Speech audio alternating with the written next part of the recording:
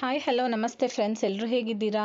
ಎಲ್ಲರೂ ಚೆನ್ನಾಗಿದ್ದೀರಾ ಅಂತ ಭಾವಿಸ್ತಾ ನಾನು ಈ ವಿಡಿಯೋನ ಸ್ಟಾರ್ಟ್ ಮಾಡ್ತಾ ಇದ್ದೀನಿ. ಇವತ್ತಿನ ವಿಡಿಯೋ ಬಂದು ಒಂದು ರೆಸಿಪಿ, ಎಲ್ಲರಿಗೂ ಕೂಡ ತುಂಬಾ ಇಷ್ಟ ಆಗುವಂಥ ರೆಸಿಪಿ ಅಂತಲೇ ಹೇಳ್ಬೋದು. ಏನಂತ ಹೇಳಿದ್ರೆ ಕ್ರ್ಯಾಬ್ ಸುಕ್ಕ ಅಥವಾ ಏಡಿ ಸುಕ್ಕ ಅಂತ ಏನು ಹೇಳ್ತೀವಿ, ಏಡಿ ಸುಕ್ಕ ಇವತ್ತು ಹೇಗೆ ಮಾಡೋದು ಅಂತ ಹೇಳಿ ನಿಮ್ಮ ಜೊತೆ ನಾನು ಶೇರ್ ಮಾಡ್ಕೊತಾ ಇದ್ದೀನಿ.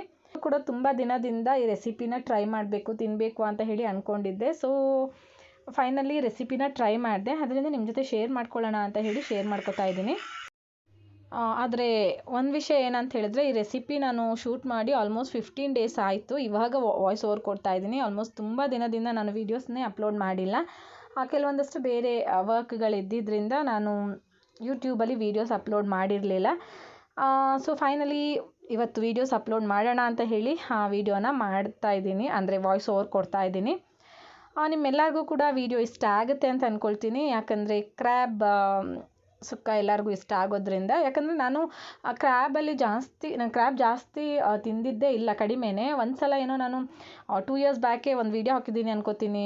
ಕ್ರ್ಯಾಬ್ ಅದು ನಾರ್ಮಲ್ ಕರಿ ಏನೋ ಹಾಕಿರಬೇಕು, ನಾನು ಇದರಲ್ಲೇ ಹಾಕಿದ್ದೀನಿ. ಆಮೇಲೆ ಇದೇ ಸೆಕೆಂಡ್ ಟೈಮ್ ನಾನು ಇದು ಮಾಡ್ತಾ ಇರೋದಷ್ಟೇ. ಇದು ಕೂಡ ಸಮುದ್ರದ ಏಡಿ ಅಂತ ಹೇಳ್ತೀವಲ್ಲ, ಆ ಥರ. ಅಂದರೆ ಇದ್ರ ಮೇಲೆ ಏನು ಸಿಪ್ಪೆ ಇರುತ್ತೆ ಅದು ಬಂದುಬಿಟ್ಟು ಅಲ್ಲಿತ್ತು ಸಮುದ್ರದೇ ಇರಬೇಕು. ಆ ಹೊಳೆಗಳಲ್ಲೆಲ್ಲ ಸಿಗೋದು ಬ್ಲ್ಯಾಕ್ ಇರುತ್ತಲ್ವ ಮೇಲೆ, ನಾವು ನಾರ್ಮಲಾಗಿ ಹೊಳೆಗಳಲ್ಲಿ ಸಿಗೋದನ್ನ ನೋಡಿರ್ತೀವಿ. ನನಗಿದು ನಾರ್ಮಲ್ ಫಿಶ್ ಸ್ಟಾಲ್ ಏನಿರುತ್ತೆ, ಫಿಶ್ ಅಂಗಡಿ ಏನಿರುತ್ತೆ, ನಾನು ಅಲ್ಲಿ ತೊಗೊಂಡಿದ್ದು. ಜಾಸ್ತಿ ಏನು ಇರಲಿಲ್ಲ, 200 ರುಪೀಸ್ kg ಅಂದರು. ನಾನು ಸೊ ½ kg ತೊಗೊಳ್ಳೋಣ ಅಂತ ಹೇಳಿ ತೊಗೊಂಡಿದ್ದೆ. ತೊಗೊಂಡು ರೆಸಿಪಿನ ಟ್ರೈ ಮಾಡಿದೆ. ತುಂಬಾ ಚೆನ್ನಾಗಿ ಬಂದಿತ್ತು, ನಂಗೆ ತುಂಬಾ ಇಷ್ಟ ಆಯಿತು. ಅಂದರೆ ಬ್ಲ್ಯಾಕ್ ಕಲರ್ ಸಿಪ್ಪೆ, ನಾವೇನು ಹೊಳೆಲೇನು ಏಡಿ ಹಿಡಿತೀವಿ ಅದರಷ್ಟು ಟೇಸ್ಟ್ ಇರಲ್ಲ. ಬಟ್ ಓಕೆ, ಯಾವಾಗಲೂ ನಮ್ಗೆ ಅದೇ ಸಿಗಬೇಕು ಅಂದರೆ ಅದು ಸಿಗಲ್ಲ ಅಲ್ವಾ. ಸೊ ಇದು ಕೂಡ ಮ್ಯಾನೇಜೇಬಲ್, ತಿನ್ಬೋದು ಅಂತೇಳಿ ಅನ್ನಿಸ್ತು. ಬಟ್ ಟೇಸ್ಟ್ ತುಂಬಾ ಚೆನ್ನಾಗಿತ್ತು ಅಂತಲೇ ಹೇಳ್ಬೋದು. ಸೊ ರೆಸಿಪಿನ ಶೇರ್ ಮಾಡ್ಕೊಂಡಿದ್ದೀನಿ, ನೀವು ಕೂಡ ಟ್ರೈ ಮಾಡಿ. ಇಷ್ಟ ಆದರೆ ರೆಸಿಪಿ ನೋಡಿ ನಿಮಗೆ ಇಷ್ಟ ಆದರೆ ನಿಮ್ಮ ಫ್ರೆಂಡ್ಸ್ ಜೊತೆ ಕೂಡ ಶೇರ್ ಮಾಡ್ಕೊಳ್ಳಿ, ಅವರು ಕೂಡ ಈ ರೆಸಿಪಿನ ಟ್ರೈ ಮಾಡ್ಬೋದಲ್ಲ. ಇದು ಸಮುದ್ರದ ಏಡಿ ಇಟ್ಕೊಂಡೇ ಟ್ರೈ ಮಾಡಬೇಕು ಅಂತ ಇಲ್ಲ, ನಾರ್ಮಲ್ ಆಗಿ ಹೊಳೆಗಳಲ್ಲಿ ಏನು ಸಿಗುತ್ತೆ ಆ ಏಡಿಯಲ್ಲಿ ಕೂಡ ಇದನ್ನ ಟ್ರೈ ಮಾಡ್ಬೋದು. ಹಾಗೆ ಚಿಕನಿಗೆ ಕೂಡ ಸೇಮ್ ಮಸಾಲ ಹಾಗೆ ಟ್ರೈ ಮಾಡ್ಬೋದು. ಇವಾಗ ಸ್ಟಾರ್ಟ್ ಮಾಡೋಣ. ಓಕೆ ಫ್ರೆಂಡ್ಸ್, ಇವಾಗ ನಾನೊಂದು ಪ್ಯಾನ್ ತೊಗೊಂಡಿದ್ದೀನಿ, ಅದಕ್ಕೆ ಸ್ವಲ್ಪ ಆಯಿಲ್ನ ಆ್ಯಡ್ ಮಾಡ್ತಾ ಇದ್ದೀನಿ. ಸ್ವಲ್ಪ ಆಯಿಲ್ ಬಾಯ್ಲ್ ಆಗಲಿ. ಇವಾಗ ನಾನು ಇದಕ್ಕೆ ಬೆಳ್ಳುಳ್ಳಿನ ಹಾಕ್ಕೊಳ್ತಾ ಇದ್ದೀನಿ. ಇಲ್ಲೊಂದು 6 ರಿಂದ 7 ಎಸಳು ಬೆಳ್ಳುಳ್ಳಿನ ಹಾಕ್ಕೊಂಡಿದ್ದೀನಿ, ಸಾಕು ಅಷ್ಟೇ. ನಿಮಗೆ ಜಾಸ್ತಿ ಫ್ಲೇವರ್ ಇಷ್ಟ ಆಗೋದಿದ್ರೆ ಜಾಸ್ತಿ ಹಾಕೋಬೋದು. ಇದು ಇವಾಗ ಸ್ವಲ್ಪ ಲೈಟಾಗಿ ಕಲರ್ ಚೇಂಜ್ ಆಗಬೇಕಷ್ಟೇ. ಆಮೇಲೆ ಇದಕ್ಕೆ ನಾನು ಇವಾಗ 1 ಟೇಬಲ್ ಸ್ಪೂನಷ್ಟು ಧನಿಯಾನ ಹಾಕ್ಕೊಳ್ತಾ ಇದ್ದೀನಿ, ಅಂದರೆ ಕೊತ್ತಂಬರಿ ಬೀಜ ಅಂತ ಏನು ಹೇಳ್ತಿದ್ದೀವಿ ಅದನ್ನು ಹಾಕ್ಕೊಳ್ತಾ ಇದ್ದೀನಿ. ಅದು ಕೂಡ ಸ್ವಲ್ಪ ಫ್ರೈ ಆದರೆ ಸಾಕು. ನೆಕ್ಸ್ಟ್ ಇವಾಗ ಇದಕ್ಕೆ ನಾನು ಸ್ವಲ್ಪ ಜೀರಿಗೆ ಹಾಕ್ಕೊಳ್ತಾ ಇದ್ದೀನಿ. ನಾನು ಜಾಸ್ತಿಯಾಗಿ ಸ್ಪೂನ್ ಯೂಸ್ ಮಾಡಲ್ಲ, ನಾನು ಕೈಯಲ್ಲೇ ಮೆಜರ್ ಮಾಡಿ ಹಾಕ್ಕೊಳ್ತಾ ಇರ್ತೀನಿ. ನೆಕ್ಸ್ಟ್ ಇವಾಗ ಇದಕ್ಕೆ ಒಂದು 6 ಪೆಪ್ಪರ್ ಅಂತ ಏನು ಹೇಳ್ತೀವಿ, ಅಂದರೆ ಕಾಳು ಮೆಣಸು ಅಂತ ಹೇಳ್ತೀವಲ್ಲ, ಕಾಳು ಮೆಣಸನ್ನು ಹಾಕ್ಕೊಳ್ತಾ ಇದ್ದೀನಿ. ಸ್ವಲ್ಪ ಫ್ರೈ ಮಾಡೋಣ. ನೆಕ್ಸ್ಟ್ ಇವಾಗ ಇದಕ್ಕೆ ನಾನು ಆನಿಯನ್ನ ಹಾಕ್ಕೊಳ್ತಾ ಇದ್ದೀನಿ. ಓಕೆ, ಆನಿಯನ್ ಅಷ್ಟೇ ಸ್ವಲ್ಪ ಕಲರ್ ಚೇಂಜ್ ಆಗೋವರೆಗೂ ಫ್ರೈ ಮಾಡ್ಕೊಳ್ಳೋಣ. ಇದರಲ್ಲಿ ನಾನೊಂದು ಅರ್ಧ ಆನಿಯನ್ ಹಾಕ್ಕೊಂಡಿದ್ದೀನಿ ಅಷ್ಟೇ, ಜಾಸ್ತಿ ಅಲ್ಲ. ಇದು ಆ್ಯಕ್ಚುಲಿ ಗ್ರೈಂಡ್ ಮಾಡೋಕ್ಕೆ ಮಸಾಲ ಮಾಡ್ಕೋತಾ ಇರೋದು, ಅದರಿಂದ ಸ್ವಲ್ಪ ಆನಿಯನ್ ಹಾಕ್ಕೊಂಡಿದ್ದೀನಿ. ಇವಾಗ ಇದಕ್ಕೆ ನಾನು ಮೆಣಸಿನ್ಕಾಯಿನ ಹಾಕ್ಕೊಳ್ತಾ ಇದ್ದೀನಿ. ರೆಡ್ ಚಿಲ್ಲಿ ಅಂತ ಏನು ಹೇಳ್ತೀವಿ ಅದನ್ನು ಹಾಕ್ಕೊಳ್ತಾ ಇದ್ದೀನಿ. ಬ್ಯಾಡಗಿ ಮೆಣಸು ಅಂತ ಹೇಳ್ತೀವಲ್ಲ ಅದನ್ನು ಹಾಕ್ಕೊಳ್ತಾ ಇದ್ದೀನಿ. ನಾನಿಲ್ಲೊಂದು 15 ಹಾಕ್ಕೊಂಡಿರ್ಬೋದು, ಅಂದರೆ ನಿಮಗೆ ಖಾರ ಎಷ್ಟು ಬೇಕು ಅಷ್ಟು ನೋಡಿಕೊಂಡು, ಮತ್ತು ನೀವು ತೊಗೊಂಡಿರೋಂಥ ಪ್ರಪೋರ್ಷನ್ಗೆ ಎಷ್ಟು ಬೇಕಾಗುತ್ತೆ ಅಷ್ಟು ನೋಡಿಕೊಂಡು ಹಾಕ್ಕೊಳ್ಳಿ. ಇವಾಗ ಇದು ಕೂಡ ಅಷ್ಟೇ ಸ್ವಲ್ಪ ಫ್ರೈ ಆಗಬೇಕು. ಓಕೆ, ಇವಾಗ ಅದಷ್ಟನ್ನು ಕೂಡ ನಾವು ಗ್ರೈಂಡ್ ಮಾಡ್ಕೋಬೇಕಾಗತ್ತೆ. ಇವಾಗ ನೆಕ್ಸ್ಟ್ ಮತ್ತೆ ನಾನು ಅದೇ ಪ್ಯಾನಿಗೆ ಸ್ವಲ್ಪ ತೆಂಗಿನ ತುರಿ ಏನಿದೆ, ತೆಂಗಿನ ತುರಿನ ತುರಿದ್ಬಿಟ್ಟು ಹಾಕ್ಕೊಳ್ತಾ ಇದ್ದೀನಿ. ಚೆನ್ನಾಗಿ ಸಣ್ಣಕ್ಕೆ ತುರ್ಕೊಂಡಿದ್ದೀನಿ, ಅದನ್ನ ಇವಾಗ ಇದಕ್ಕೆ ಹಾಕ್ಕೊಳ್ತಾ ಇದ್ದೀನಿ. ಹಾಕ್ಕೊಂಡು ಸ್ವಲ್ಪ ಇದಕ್ಕೆ ನಾವು ಟರ್ಮರಿಕ್ ಪೌಡರ್ನ ಹಾಕ್ಕೋಬೇಕು. ಅರಿಶಿನ ಪುಡಿ ಅಂತ ಏನು ಹೇಳ್ತೀವಿ, ಅರಿಶಿನ ಪುಡಿ ಸ್ವಲ್ಪ ಹಾಕ್ಕೊಳ್ಳೋಣ.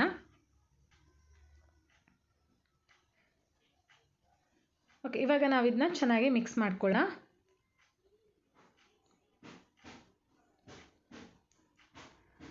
ಅದು ಆ್ಯಕ್ಚುಲಿ ಈ ತೆಂಗಿನಕಾಯಿ ಏನಿದೆ ಇದು ಸ್ವಲ್ಪ ಬೀಳುತ್ತಲ್ವ, ಅಂದರೆ ಅದರಿಂದ ಲಾಸ್ಟಿಗೆ ಇದನ್ನ ನಾವು ಆ್ಯಡ್ ಮಾಡ್ಕೊಳ್ಳೋದ್ರಿಂದ ಸ್ವಲ್ಪ ಅರಿಶಿನ ಪುಡಿನ ಆ್ಯಡ್ ಮಾಡ್ಕೊಳ್ಳೋಣ. ಓಕೆ, ಇದು ಇವಾಗ ಫ್ರೈ ಆಗಿದೆ, ಸಾಕು. ಅಂದರೆ ಜಾಸ್ತಿ ಏನು ಫ್ರೈ ಮಾಡ್ಕೊಳ್ಳೋ ಅವಶ್ಯಕತೆ ಇಲ್ಲ. ಸ್ವಲ್ಪ ನೆಕ್ಸ್ಟ್ ಇವಾಗ ಸುಕ್ಕ ಮಾಡೋಕ್ಕೆ ಸ್ಟಾರ್ಟ್ ಮಾಡೋಣ. ಇವಾಗ ಇನ್ನೊಂದು ಪಾತ್ರೆ ತೊಗೊಂಡಿದ್ದೀನಿ, ಸ್ವಲ್ಪ ಎಣ್ಣೆ ಹಾಕ್ಕೊಂಡಿದ್ದೀನಿ. ಎಣ್ಣೆ ಕಾದ್ಮೇಲೆ ಇದಕ್ಕೆ ನೆಕ್ಸ್ಟ್ ನಾವು ಸಾಸಿವೆ ಮತ್ತು ಕರಿಬೇವನ್ನ ಹಾಕ್ಕೊಳ್ತಾ ಇದ್ದೀನಿ. ಇವಾಗ ನೆಕ್ಸ್ಟ್ ಉಳಿದಿರೋಂಥ ಅರ್ಧ ಈರುಳ್ಳಿ ಏನಿತ್ತು, ಅರ್ಧ ಈರುಳ್ಳಿನ ಇದಕ್ಕೆ ಹಾಕ್ಕೊಳ್ಳೋಣ. ಹಾಕ್ಕೊಂಡು ಚೆನ್ನಾಗಿ ಮಿಕ್ಸ್ ಮಾಡ್ಕೊಳ್ಳೋಣ.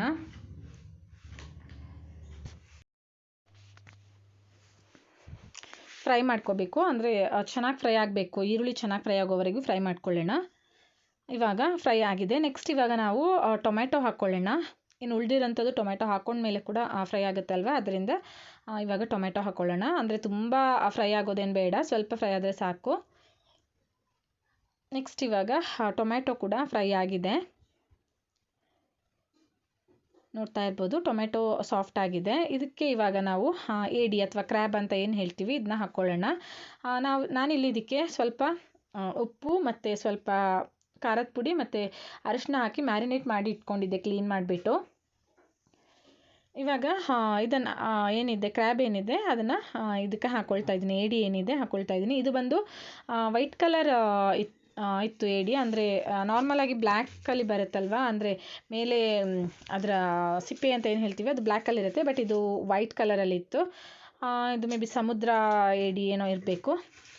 ನಂಗೆ ಅದು ಫಸ್ಟ್ ಟೈಮ್ ಇದನ್ನ ಟೇಸ್ಟ್ ಮಾಡ್ತಾ ಇರೋದು. ಆ್ಯಕ್ಚುಲಿ ಅದೇ ಹೊಳೆಯಲ್ಲಿ ಸಿಗೋವಂಥದ್ದನ್ನ ತುಂಬ ಸಲ ಟೇಸ್ಟ್ ಮಾಡಿದ್ದೀನಿ, ಬಟ್ ಇದು ಫಸ್ಟ್ ಟೈಮ್. ಮತ್ತು ಇವಾಗ ಮಸಾಲ ಆವಾಗಲೇ ನಾನು ಫಸ್ಟಲ್ಲಿ ತೋರಿಸಿದ್ನಲ್ಲ ಆ ಮಸಾಲಾನ ಹಾಕ್ಕೊಳ್ತಾ ಇದ್ದೀನಿ. ಇದಕ್ಕೆ ತೆಂಗಿನಕಾಯಿ ಹಾಕಿಲ್ಲ, ಜಸ್ಟ್ ಫಸ್ಟ್ ಏನು ಫ್ರೈ ಮಾಡ್ಕೊಂಡಿದ್ವಿ ರೆಡ್ ಚಿಲ್ಲಿ, ಧನಿಯಾ, ಬೆಳ್ಳುಳ್ಳಿ ಮತ್ತು ಜೀರಿಗೆ ಇಂಥದ್ದು ಇದನ್ನು ನೀರು ಹಾಕಿ ಪೇಸ್ಟ್ ಮಾಡಿಬಿಟ್ಟು ಹಾಕ್ಕೊಂಡಿದ್ದೀನಿ.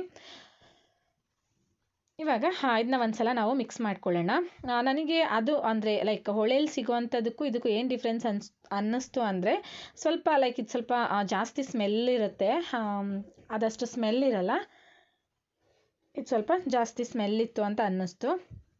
ಇವಾಗ ಸ್ವಲ್ಪ ಮಸಾಲ ಅಲ್ಲ ಅದಕ್ಕೆ ಹಿಡಿಲಿ ಅಂದ್ಬಿಟ್ಟು ಅದನ್ನ ಸ್ವಲ್ಪ ಬಾಯ್ಲ್ ಮಾಡೋಕ್ಕೆ ಮುಚ್ಚಿಬಿಟ್ಟಿಟ್ಟಿದ್ದೀನಿ ಲಿಡ್ನ. ಇವಾಗ ಇದೊಂದು 5 ಮಿನಿಟ್ಸ್ ಬಾಯ್ಲ್ ಆದರೆ ಸಾಕು, ಜಾಸ್ತಿ ಏನು ಬೇಡ. ಅಂದರೆ ಮಸಾಲ ಎಲ್ಲ ಬೇಗ ಇದಕ್ಕೆ ಏನು ಹೇಳೋದು ಹಿಡ್ದಿರುತ್ತೆ, ಅದರಿಂದ. ಇವಾಗ ನೀವು ನೋಡ್ತಾ ಇರ್ಬೋದು ಮಸಾಲ ಎಲ್ಲ ಇದ್ರ ಜೊತೆ ಚೆನ್ನಾಗಿ ಕೋಟ್ ಆಗಿದೆ. ನೆಕ್ಸ್ಟ್ ಇವಾಗ ಇದಕ್ಕೆ ನೀರು ಹಾಕ್ಕೋಬೇಕಾಗತ್ತೆ. ನೋಡ್ತಾ ಇದ್ದೀರಲ್ವ, ಚೆನ್ನಾಗಿ ಕೋಟ್ ಆಗಿದೆ. ಅಂದರೆ ಸ್ವಲ್ಪ ಇದು ಬೇಯಬೇಕಲ್ವ, ಅದರಿಂದ ಜಾಸ್ತಿ ಬೇಡ, ಸ್ವಲ್ಪ ನೀರು ಹಾಕ್ಕೊಳ್ಳೋಣ. ಏನು ಜಾರ್ ಏನಿತ್ತು ಆ ಜಾರ್ನೇ ವಾಶ್ ಮಾಡಿಬಿಟ್ಟು ನಾನು ನೀರನ್ನ ಹಾಕ್ಕೊಳ್ತಾ ಇದ್ದೀನಿ. ಇದು ಚೆನ್ನಾಗಿ ಬೇಯಬೇಕು, ಅದರಿಂದ ನೀರು ಹಾಕ್ಕೊಂಡೆ. ನೀರು ಹಾಕ್ಕೊಂಡು ಮಿಕ್ಸ್ ಮಾಡ್ಕೊತಾ ಇದ್ದೀನಿ. ನಾನಿಲ್ಲಿ 1/2 kg ಅಷ್ಟು ತೊಗೊಂಡಿದ್ದೆ ಅಷ್ಟೇ. ಇದು ಜಾಸ್ತಿ ಕೆಜಿಗೆ 200 ರೂಪೀಸ್ ಏನೋ ಇತ್ತು, ನಾನು ಅರ್ಧ kg ತೊಗೊಂಡಿದ್ದೆ.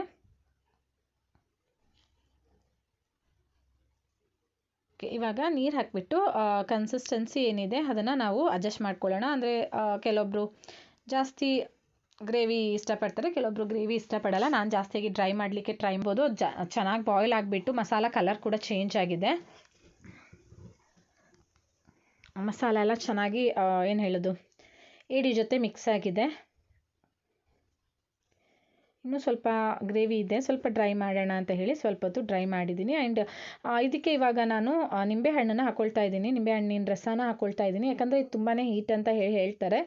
ಸೊ ನಿಂಬೆಹಣ್ಣಿನ ರಸ ಹಾಕ್ಕೊಂಡ್ರೆ ಬ್ಯಾಲೆನ್ಸ್ ಆಗುತ್ತೆ. ರಸನ ಹಾಕ್ಕೊಳ್ತಾ ಇದ್ದೀನಿ. ಓಕೆ, ಇವಾಗ ಹಾಕಿಬಿಟ್ಟು ಒಂದ್ಸಲ ನಾನು ಚೆನ್ನಾಗಿ ಮಿಕ್ಸ್ ಮಾಡಿಕೊಂಡೆ.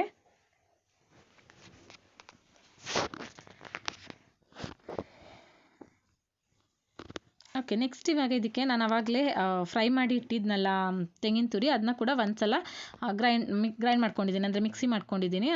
ಅಂದರೆ ಫುಲ್ಲು ನೀರು ಹಾಕ್ಕೊಂಡು ಪೇಸ್ಟ್ ಎಲ್ಲ ಮಾಡ್ಕೊಂಡಿಲ್ಲ, ಜಸ್ಟ್ ಪುಡಿ ಮಾಡ್ಕೊಂಡಿದ್ದೀನಿ. ಅದು ಸ್ವಲ್ಪ ದೊಡ್ಡ ದೊಡ್ಡ ಪೀಸ್ ಥರ ಇತ್ತಲ್ವ, ಅದರಿಂದ ಅದನ್ನ ಸ್ವಲ್ಪ ಗ್ರೈಂಡ್ ಮಾಡ್ಕೊಂಡಿದ್ದೀನಿ ಅಷ್ಟೇ. ಇವಾಗ ಅದನ್ನು ಇದಕ್ಕೆ ಆ್ಯಡ್ ಮಾಡ್ಕೊತಾ ಇದ್ದೀನಿ. ಆ್ಯಡ್ ಮಾಡಿಬಿಟ್ಟು ಮಿಕ್ಸ್ ಮಾಡ್ಕೋಬೇಕು. ಆ್ಯಕ್ಚುಲಿ ಸುಕ್ಕ ಅಂದರೆ ಅದೇ ಅಲ್ವಾ, ಅಂದರೆ ತೆಂಗಿನ ತುರಿನ ಲಾಸ್ಟಲ್ಲಿ ಹಾಕೋದೆ ಸ್ಪೆಷಾಲಿಟಿ ಸುಕ್ಕದು ಅಂತ ಹೇಳ್ಬೋದು. ಮಸಾಲ ಪ್ಲಸ್ ಇದೊಂದು ಸ್ಪೆಷಾಲಿಟಿ. ಅಂದರೆ ತೆಂಗಿನ ತುರಿ ಏನಿದೆ ಇದು ಬಾಯಿಗೆ ಸಿಗ್ತಾ ಇರುತ್ತೆ ತಿನ್ನುವಾಗ. ಇವನ್ ಚಿಕನಲ್ಲೇ ಆದರೂ ಆಗಿರ್ಬೋದು, ಇದರಲ್ಲಿ ಲೈಕ್ ಏನು ಏಡಿಯಲ್ಲಾದರೂ ಆಗಿರ್ಬೋದು. ಕೆಲವೊಬ್ಬರು ಮಟನ್ ಕೂಡ ಮಾಡ್ತಾರೆ. ನಾನು ಮಟನ್ ಸುಕ್ಕ ಎಲ್ಲ ಟ್ರೈ ಮಾಡಿಲ್ಲ, ಬಿಕಾಸ್ ನಂಗೆ ಮಟನ್ ಇಷ್ಟ ಇಲ್ದಿರೋದ್ರಿಂದ ನಾನು ಜಾಸ್ತಿ ಮಟನ್ ರೆಸಿಪಿನ ಮಾಡಲ್ಲ. ಇವಾಗ ಚೆನ್ನಾಗಿ ಮಿಕ್ಸ್ ಮಾಡಿಕೊಂಡೆ. ಇಷ್ಟೇ, ಇನ್ನೇನು ಜಾಸ್ತಿ ಇಲ್ಲ. ಇದು ರೆಡಿ ಆಗಿದೆ. ಇವಾಗ ಇನ್ನೊಂದು 2 ಮಿನಿಟ್ಸ್ ಹಂಗೆ ಬಾಯ್ಲ್ ಮಾಡಿದ್ರೆ ರೆಡಿ ಆಗಿದೆ. ಇದು ಆ್ಯಕ್ಚುಲಿ ಚಪಾತಿ ಜೊತೆ ಮತ್ತು ನಮ್ಮ ಅಕ್ಕಿ ರೊಟ್ಟಿ ಜೊತೆ ಎಲ್ಲ ಜೊತೆ ಕೂಡ ತುಂಬಾ ಚೆನ್ನಾಗಿರುತ್ತೆ. ಹಾಗೆ ರೈಸಿಗೆ ಸೈಡ್ ಡಿಶ್ ಆಗಿ ಕೂಡ ನಾವು ಇದನ್ನ ತಿನ್ಬೋದು. ತುಂಬಾ ಟೇಸ್ಟಿಯಾಗಿ ತುಂಬ ಚೆನ್ನಾಗಿರುತ್ತೆ. ಇವಾಗ ಚಿಕನ್ ಸುಕ್ಕ ರೆಡಿಯಾಗಿದೆ. ಎಲ್ಲರೂ ಕೂಡ ಈ ವಿಡಿಯೋನ ನೋಡಿದ್ರಲ್ಲ, ನಿಮ್ಮೆಲ್ಲರಿಗೂ ಕೂಡ ಈ ವಿಡಿಯೋ ಇಷ್ಟ ಆಗಿದೆ ಅಂತ ಅಂದ್ಕೊಳ್ತೀನಿ. ಇಷ್ಟ ಆದರೆ ಆದಷ್ಟು ರೆಸಿಪಿನ ಶೇರ್ ಮಾಡ್ಕೊಳ್ಳಿ. ಆದಷ್ಟು ಜಾಸ್ತಿ ಫ್ರೆಂಡ್ಸ್ ಮತ್ತು ಫ್ಯಾಮಿಲಿ ಜೊತೆ ರೆಸಿಪಿನ ಶೇರ್ ಮಾಡ್ಕೊಳ್ಳಿ. ಮತ್ತು ಫಸ್ಟ್ ಟೈಮ್ ಯಾರಾದರೂ ನನ್ನ ಚಾನಲ್ನ ನೋಡ್ತಾ ಇದ್ದರೆ ಅಥವಾ ಸಬ್ಸ್ಕ್ರೈಬ್ ಮಾಡ್ಕೊಳ್ಳೋದೇ ನೋಡ್ತಾ ಇದ್ದರೆ ದಯವಿಟ್ಟು ಸಬ್ಸ್ಕ್ರೈಬ್ ಮಾಡಿಕೊಂಡು ಸಪೋರ್ಟ್ ಮಾಡಿ ಅಂತ ಹೇಳಿ ಕೇಳ್ಕೊಳ್ತೀನಿ. ಇನ್ನು ಇದೇ ಥರ ಜಾಸ್ತಿ ವೀಡಿಯೋಸ್ನ ಹಾಕಲಿಕ್ಕೆ ಟ್ರೈ ಮಾಡ್ತೀನಿ. ತುಂಬ ಗ್ಯಾಪ್ ಆಗಿತ್ತು, ವಿಡಿಯೋ ಹಾಕೋಕ್ಕಾಗಿರಲಿಲ್ಲ. ಅದರಿಂದ ಮತ್ತೆ ನಾನು ಇನ್ನೂ ಜಾಸ್ತಿ ವೀಡಿಯೋಸ್ನ ಹಾಕೋಕ್ಕೆ ಟ್ರೈ ಮಾಡ್ತೀನಿ. ಓಕೆ, ಇನ್ನು ನಾನು ನೆಕ್ಸ್ಟ್ ವೀಡಿಯೋದಲ್ಲಿ ಸಿಗ್ತೀನಿ. ಅಲ್ಲಿವರೆಗೂ take care. Thank you for watching ನಾಡು ಸೊಪ್ಪಿನ ಲೋಕ.